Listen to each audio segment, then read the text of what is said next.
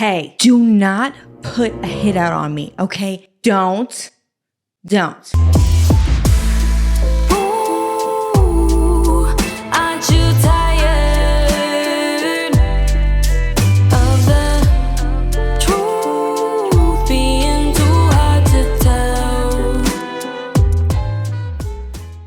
Hello, and welcome. Y'all, today we're just gonna be talking about people that honestly I'm scared of. So you should like, comment, and subscribe just in case you know, because you never know. I just think that you would feel better and you wouldn't feel so guilty if you did like, comment, and subscribe. And otherwise, we're just going to get into it. I'm your host, Lila. Make sure to listen to my music, and we're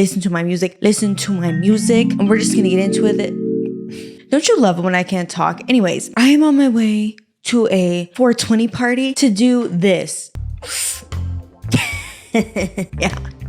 Where am I? Happy 420 if you celebrate it. Happy April, I guess, if you don't. Like, weird. But we're just gonna get into it because, like I said, I'm already running late. I'm perpetually running late, so let's do it. Today, we're gonna be talking about Leo Skepi. Little background on him. If you don't know him, he's an influencer who is like 47 feet tall, and he always wears black tank tops, and he tells it how he is. And he tells it how it is. I haven't even smoked J, y'all. That's crazy. He tells you how it is because he's Albanian and he don't give a fuck. It's giving very, when they asked J-Lo what New Yorkers say, and she was like, fuck yo. So everyone knows I'm walking here. What's something else that real New Yorkers say? So all my New Yorkers, let me know like how accurate that is. That's basically him. He is very bold and rude, honestly, because he's like, I'm trying to help you, girl. And you need to know that you're ugly, you're broke, you're short, you suck, your life is bad, you're pathetic, you're broke, but I'm just trying to help you. Okay, so that is the vibe. And I've seen him on a podcast before. I can't remember if it was Chris Clemens, but that's just who he is. Apparently he also does fashion, but like I said, he wears the same black tank top, so I don't really see how. But you know what?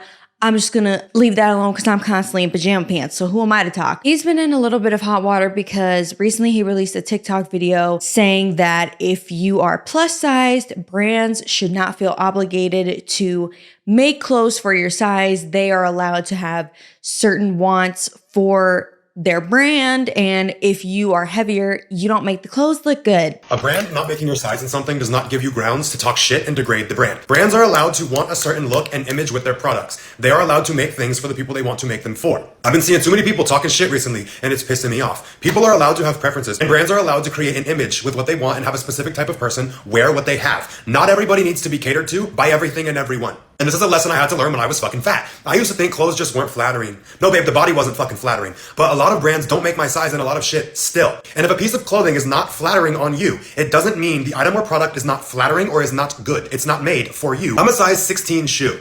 A lot of brands don't make my size. Do I waste my time and lend my energy and focus to what I don't want and what I can't have and attacking brands for not making my fucking size? No. Every single human being is very powerful. You have to be careful with where you put your attention and your focus. For you to stick your attention and your energy on what doesn't work for you, what is not made for you, and what brands don't want you to wear their fucking shit, you're never gonna have mental space to think and look for and discover brands that are made for you. You can't keep focusing on what you don't want and find what you do want. Get your fucking attention off of the shit that's not for you and the things you don't like. I'm never gonna find my size in shoes that I like if all I'm doing is sitting here crying how most brands only go to a 13. Fuck them. I'm gonna go buy the shoes that go to my size. But key point here, if my focus is nothing but stuck on the brands that don't make my size, I'm gonna feel nothing but frustrated, irritated, singled out, and pissed off. That's a waste of your energy. Being a human being is a very valuable experience, and it's a very precious thing. Don't waste your fucking time on the shit that's not for you. Don't let useless nonsense irritate you. I know social media has a big fucking mental illness of its own with contributing to people lacking perspective of what really fucking matters. Clothes not being in every single person's size is very, very minute and a very minuscule thing compared to what else is going on in the world. Maybe go the fuck outside and go experience some real contrast and see what other people are really dealing with and living with, and you might be a little more appreciative of your situation and the fact that you can go find other shit that does fit you. Brands are allowed to do what they want. I'm not saying they're right or wrong for discriminating. They're gonna do it. You bitching about it is gonna do nothing but ruin your emotional state and your mental state. That's what I wanna protect you from. I gotta be a little harsh with you because I love you. But get your fucking focus off the shit that ain't for you so you can find what is. Obviously, a lot of people did not like that. Shocker, right? And it's very similar to like makeup. People are holding makeup brands accountable for not having the right shading. People are also now holding clothing brands accountable for not being inclusive. Who would have thought that we would like inclusivity? Crazy. He went on that rant, pulled some other influencers into it. So he apologized for this. And a lot of people honestly ate it up. They were like, okay, like he claimed that he was formerly overweight as a kid. So he says triggering stuff to himself to kind of feel more in control of the situation.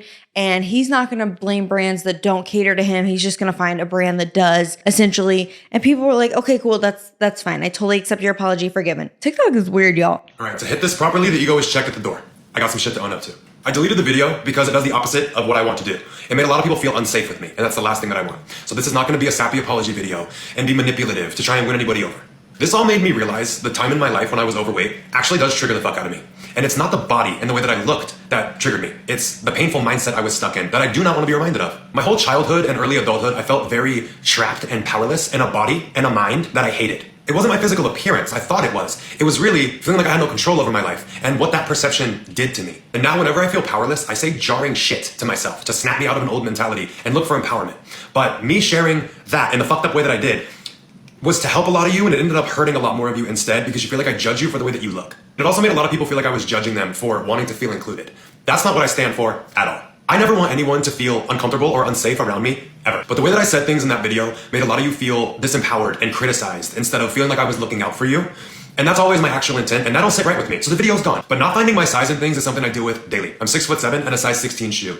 Clothes are a pain in the ass. Shoes, rarely ever find. Bags, the strap, rarely long enough. It doesn't fit over my body. But that's a situation for me that makes me feel very powerless is when my size is not made. And like I said, I take triggering shit to myself to look for the control I do have when I'm looking at things that make me feel disempowered. And when a brand doesn't make my size, I look at it like saying fuck them versus giving them my attention and begging them to include me or bullying them to include me. It's 2024. These brands know that people come in all shapes, sizes, and colors. They're aware. They're choosing not to make certain things, either it's a financial decision or it's an attempt to actually exclude you. But my personal relationship to that is feeling disempowered and not giving any of my attention to it. But not everybody has my same relationship to this scenario or their same relationship to feeling powerless. And I don't like that my shit made a lot of people feel hurt. That's my thing to deal with. Everybody is allowed to freely speak their mind. Shouldn't have said that because I was doing it in that video. But the thing I should have communicated better was I find my power in absence. So I'm not going to give attention to the brands who don't cater to me. I'm going to go find the brands and focus on the ones that do, or make my own stuff when I can. With all this being said, my aversion to powerlessness and my own relationship to it and my poor communication of that made a lot of you think that I have an aversion to you because of the way that you look. And I want to make sure everyone knows that is 100% not true. I actually do want to say thank you to everyone who voiced their opinion and told me how hurt you were by this because it really made me reflect. When people say I'm hurt, that's my wake-up call of like, you did something, because that's never my intent. So instead of sitting here and saying I'm sorry, because those are just words and they don't do anything for anybody, I'm going to give you my word that I'm going to continue to do any work necessary to make sure that you always know and feel that I'm looking out for you and I'm here to protect you. So then it kind of blows over. But from our good girls at Do We Know Them, the girlies, I heard they're hiring, please hire me. Oh my God, I would cry. They were told by some people in the comments to check a little bit deeper into Leo Skepi because everyone was saying, oh, he's a good guy. He just happened to go a little bit far with what he was trying to say and all this. Listen, what they found, TW for unaliving yourself and others. I know what a jump from talking about clothing to talking about this, but this next part is so crazy. So Leo Skepi is basically doing like this I'm not even really sure what it is. It's like a podcast or him just kind of going off, and he is talking about how he was so wronged by so many people in his life, particularly one of his exes, that he created a plan to unalive his ex, his whole family, and get this, his pets, because his ex deserved it and he ruined his life. So he was going to take his and take the life of everyone he loves and then off himself, for lack of a better way to put it. So that's a lot. I don't know why I said that's a lot. That's a lot. You know, I turned into Mario. That's how crazy this is. That feeling of powerlessness and hopelessness and never feeling looked after or like someone was there for me or feeling safe was there again. I've had that run in too many fucking times, but that was like a breaking point. So all my beliefs, all my hopes, all my thoughts, everything shattered, gone, wiped out. And at this point, I was just so fucking mad about my little self, like the potential that I always have felt and the dreams that I had when I was little, for all those to just be taken away from some piece of fucking shit who can't control his fucking emotions. You're gonna try and ruin me because you're a fucking little shit. I was so mad and I had nothing to lose. and my Albanian came out. I'm a spiteful fuck. I did not care. Death felt like a fucking relief. Sure. All I was experiencing was pain. Yeah. There was no hope. There was no good feelings. There was no nothing in life. I saw no way out. So then I started weighing my options. I was looking at my life like it was over. Okay, it's just like this pit of fucking pain that I can't escape. So I can choose to keep living that, or I can end this motherfucker how I want to. I had tried fucking everything to fix my life and help myself, nothing. And then I was gonna take away everything he ever loved. So anyone that he cared about, I was gonna kill them. Even as the thoughts themselves, like these are not good thoughts. Like if you have these thoughts, go to a fucking therapist. And any pet he had, any pet that The dog? No, canceled. We're canceling Leo Skepi. And then I had a long list of all the people from my past, from high school, and all my bullies that I had, and just people that really pissed me off. Like this one lady in nursing school, but I was gonna mutilate my ex first because I wanted him to live. I know how to mutilate someone to keep them alive. I wanted to keep him alive. And this is not a threat. For any attorney who wants to watch this video, suck my dick. I was fully ready to do it. So many times. And I was gonna do it a couple of times. And Is this a confession? I know I'm fully capable of it. You guys don't know what I'm actually capable of. I would hear this and be like, oh yeah, you're full of shit. Oh, there's so many things that I've done. No, he's like, no, I'm not playing you. I'm dead serious. I'm like, again, like, should we get restraining orders? Like, what's happening here? And things that people don't know about my capabilities and what I'm able to do. And I'd rather leave it that way. But this plan was not something that was to be taken easy. Like, this is the only thing that ever made me feel better about what I was going through. I knew I could do it, and I knew I'd execute it. And that is the only thing that brought me relief. And the motherfucker knew I'm insane because he kept fleeing the country. But as soon as his little ass landed back, I knew where he was. There's this whole idea that they're playing a character or it's a bit. However, I can't imagine going on the internet and even as a bit being like, I'm going to unalive this person and their pets and everyone they love. And it gets a lot darker because he talks about how he then was like, okay, when it comes to my ex, I'm just going to mutilate him so he has no extremities. So that way the ex cannot off himself and has to live disabled, horribly disfigured for the rest of his life. I was going to mutilate my ex. I was going to cut his arms and legs off at the elbows because I still wanted to have some nubs. I didn't want to turn him into a full nugget. I wanted to just mutilate the fuck out of him. And I have the medical background to do it. And I have the connections in the medical field to do it. And I'm friends with a lot of doctors and surgeons. And at that time, they all knew what I was going through. And they were all on board to help me. Because the shit that I was going through, dude, no one fucking deserves that. And Louis, why do I keep wanting to call him Louis? Leo Skepi was talking about how, you know, because he was a registered nurse, that he knows people in the medical field that would help him do this and help him effectively dismember his ex. And it was just a lot. And he was saying that this led him to be very carefree because he was like, if anything in my life goes wrong, it doesn't matter because I'm going to off myself and everyone I know. And just all the things that he thought out. He was like, you know, I'm very logical about this. And I knew it would have to end in me unaliving myself because there's no way I would get away with it. And there's a paper trail. And like, is he on some kind of watch list? Because if he's not, I'm calling the cops. Okay, because I'm scared. And that's why I said in this video, don't put a hit out on me. Okay, because I look you right now. I'm getting my life together. I'm about to travel out of the country. I just got my passport. Okay, so I don't have time for death threats. All right, stop. Internally, the pain I was feeling, plus externally, like the shit that was going on, I felt so powerless to it. I made a plan. And I made a plan for what it was going to cost for ruining my life. I was going to get my fucking get back on every single person who has ever fucking hurt me. Like I said, the Albanian came out. So I was very logical and very calculated about my plan for how I was going to go about a mass fucking murder spree and then a suicide to follow it off. Because I'm not getting away with it. The amount of people I was going to get, there was no getting away with it. If you're going to try and fuck up my life, if you're going to take away my life, you're going to pay the cost. And it's going to cost you yours and every single thing you love in this fucking world. Obviously, it goes without saying that if you're feeling this way, you should definitely get some therapy. Because his whole thing is like, nobody's had it as hard as me. I've gone through so much. And that's why like anybody else in my shoes would be just shattered and broken. And nobody could ever live through what I've been through. And I've been obese and I've been abused and I've been all this, this, and this. And I don't know if he has or hasn't. However, I feel like most people have to a certain degree. I've been abused physically, sexually, emotionally. I've gone through a lot of things as well. I'm not sitting here like planning a mass MS, which suicide, you know what I mean? So it's just kind of like, I don't know if this is for attention, if he means it, if it's a character to him, but whatever it is, it's a lot. Okay, it's a lot, and I don't know why he felt so comfortable saying this, but even the notion that you would make up a character that would feel better about life because they have this nefarious plan. Listen, we got too many school shooters and mass murders and like all this, like it's just not even something to even attempt to joke about. And he took it so deep too. He's like, oh, it gave me new hope. I was able to just be so carefree and life was amazing because I didn't have to think about my consequences because I was going to do this thing that was going to end my life anyway. Like very grim. And then he was saying that he was working on an app, and working on the app was kind of a bitch because it made him want to live.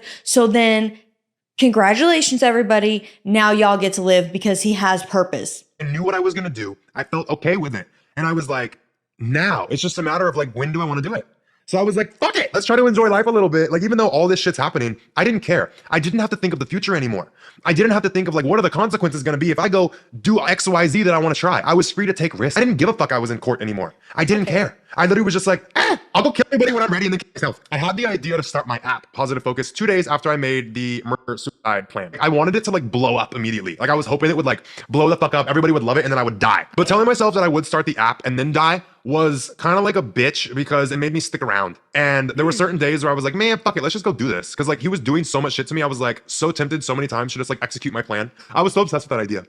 Still kind of am. And in the process of waiting for my app to be finished, I was trying new things to get this motherfucker to stop ruining my life. And they worked. All of the torment stopped. And reliving like this feeling state is a lot because like I was so ready to go and like execute on my plan because of what I was going through. And everything stopped. And I didn't know what the fuck to do. My plan was no longer gonna have to be executed. I was no longer gonna have to die. So I was just so like, what the fuck? Like, literally, what the hell just happened? Wouldn't you know it, me procrastinating actually helped me out for once because obviously it's taken a while to edit this video, and since I did, I got some updates, okay? So sometimes it pays to be late. Okay. And no, it really usually doesn't, but this time it did. So first of all, I know that this part is really long, but I just need y'all to hear the full context. So I'm cutting out a lot. Just be mindful. This whole thing is 5 hours, but the stuff I'm keeping, I feel like needs to be kept. During this, everyone was kind of asking like, what did your ex do? What did your ex do that you feel this way? I mean, even the original podcaster, Britt, was saying, I've been R-worded and I don't even want that to happen to my R-wordist. Like, I've been raped and I don't even want that to happen to my rapists. So like, what are we talking about here? What did your ex do? Like, what are we talking about here? Like, this is not good. This is not good for your soul. It's not good for your mental health. Is he serious? Like this? Oof, I feel a little nauseous. And the Do We Know Them podcast echoed that sentiment. And I have also been R-worded, and it's just crazy that this is the way his mind works. But we found out that the ex apparently did not disclose that he had HIV and did not use protection, and also filed false complaints against Leo to try and get his nursing license taken away, which obviously super fucked up. Okay. I don't think anyone's going to argue that that's not, because there's an argument happening that everyone has intrusive thoughts. That's just what it is. And they can get really disturbing. And I understand. But when I have really intrusive thoughts, I get so uncomfortable that I even had that thought. Whereas he seems like he's relishing in it, like he's happy about it, like he could still execute this plan, as he says, today. I don't find joy in my intrusive thoughts. They stress me the fuck out. So I don't know. It just seems weird. He's also responded because people on the internet were actually not liking this take from the Do We Know Them podcast. They were like, he is trying to express super dark thoughts that he has, and we should be applauding him for being so honest. Kind of reminds me of Eminem. Like, a lot of Eminem's raps I find super disturbing, but people are like, no, he's just expressing himself, which like maybe, I don't know, but like some stuff still got to be crossing the line. Okay, so someone said, you said in your video that you wanted to make your ex into a nugget. You said you wanted to go on a unaliving spree. Get help now. He said that was from 2023. Oh my gosh, a whole year ago. And the people posting it aren't adding context. Let me just say that I am watching the whole 5-hour podcast that Brittany posted so I can get the context. It is the context. There's really no other context that you need. It is the correct context. And even if it was somehow not, which it is, what would be the appropriate context that would make that sound less bad? That's what I would like to know. But then he said, I've changed 10 times over since last year. Since then, and if it's not clear, it means you haven't watched anything I've posted since. Okay, you just got canceled for being insensitive. So clearly you still are an angry person. And in your apology, you even admitted that you said it because you're an angry person. That says triggering stuff to yourself to put into perspective your hurt.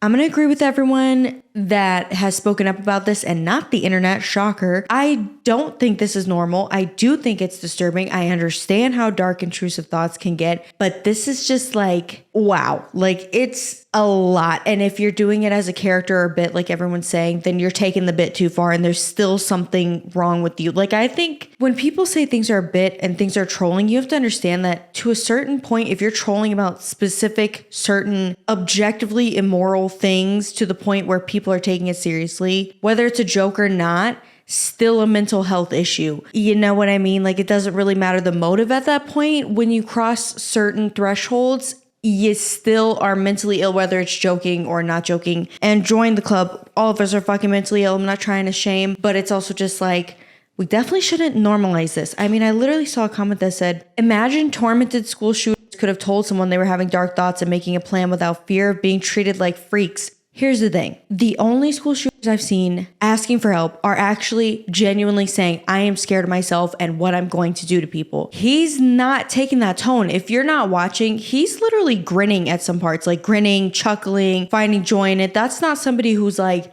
I really am troubled by these thoughts I'm having and I need to get help because I'm going to hurt somebody. That's not the same thing that we're witnessing here. Okay. And school shooters and people who need help should ideally express it to professionals and not just the void that is the internet. I don't know why that should even have to be explained, but apparently it does. And then people saying, oh, don't even try to turn us against him. Listen, I'm not here to tell you who you should and shouldn't like, but I am here to tell you that this whole narrative that people are just joking and edgy and whatever, I'm fucking over it. Okay, I don't care if you support him. I don't care if you do, don't, in between, whatever. But let's just stop this whole narrative that nobody can do any wrong ever. It's just so annoying. Everybody does wrong. Everybody fucks up. It's like we're all human beings.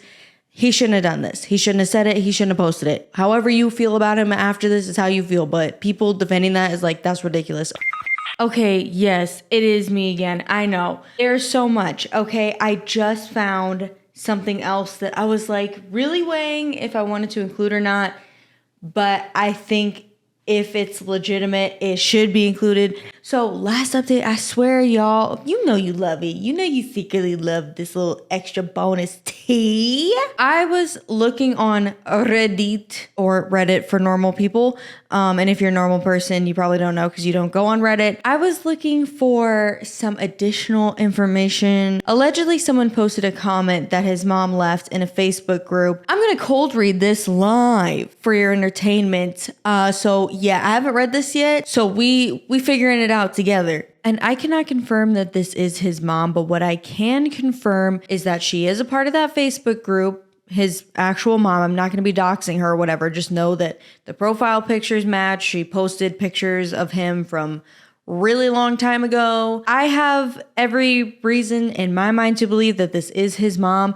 Now, when I went to her Facebook page, I couldn't find this exact post, but it is part of that private group that she is a moderator in. So I feel like that's enough to go off of to believe that she really did say this. My cat believes it. Leo Skepi also likes posts from this page. So, you know, it's seeming real, but obviously take this with a grain of salt and don't be weird and hate on anybody. Like for real, it does nothing. It's so weird. Anyways, she said, these women have nothing else to offer to the world than bashing people. That's all their podcast is about. They take things out of context and edit parts to make a person look a certain way, whether it's real or not. This particular episode of Leo's podcast was very deep, very honest about things he was feeling and going through at that time in his life. And you, as his mom, should have been concerned by that. If you follow him for any length of time, you see his growth and his change of outlook on things. He was very raw and emotional about how low he was. Did he hurt anyone? No. Did he unalive or dismember anyone?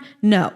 Has his outlook changed? Absolutely. We have all said things we probably shouldn't have in desperation or had thoughts of revenge, but we don't have the whole world watching us and dissecting everything. This episode was a year and a half ago. Leo has grown so much since then, and it shows in his weekly podcast as well as his social media platforms. This podcast had to be dug up just to find a way to portray him as a horrible person.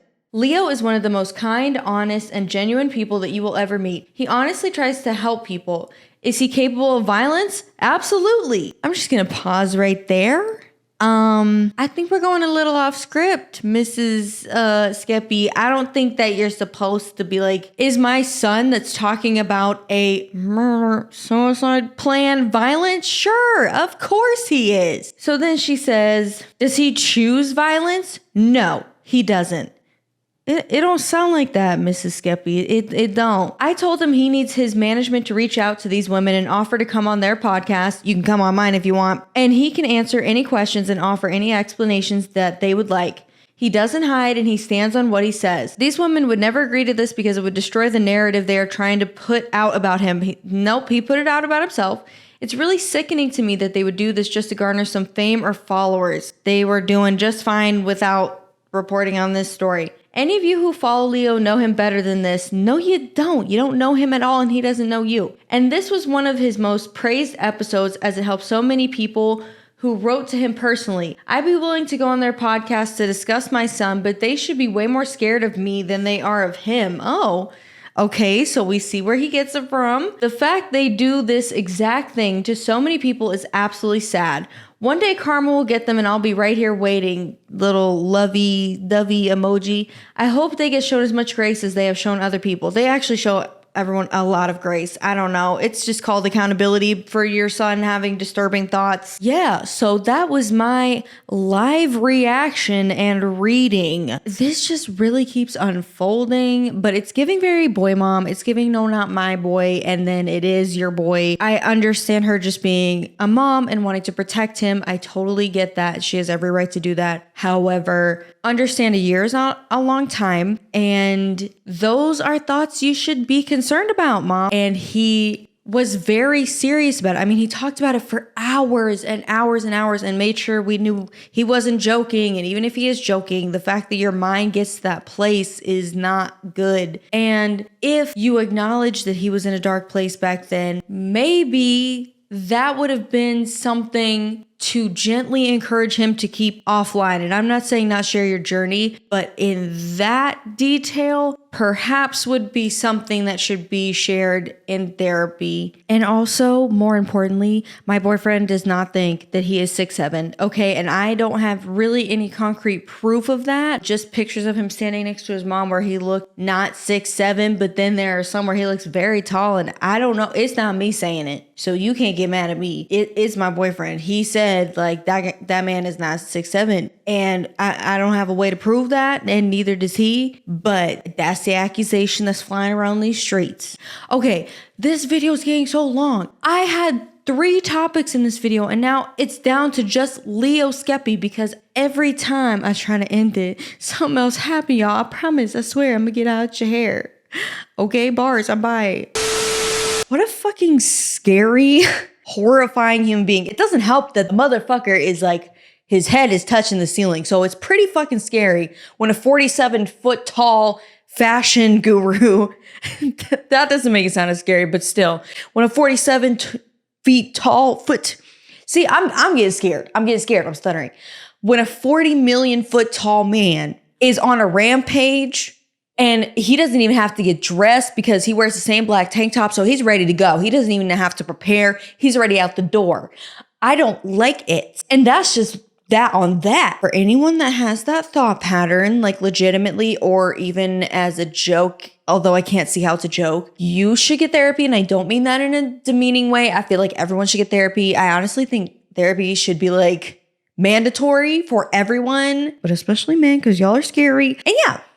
That's the lesson of the day. Go get therapy. But I gotta go. So, love you so much. I will see you next time. Make sure to like, comment, subscribe, listen to my music. If I missed anything, I'll put it on the screen or I'll let y'all know. But I gotta go, and I really was only filming this so last minute because I look cute and I didn't know what else to talk about. So I hope I did the topics justice. But let me know what you think in the comments. Okay, bye.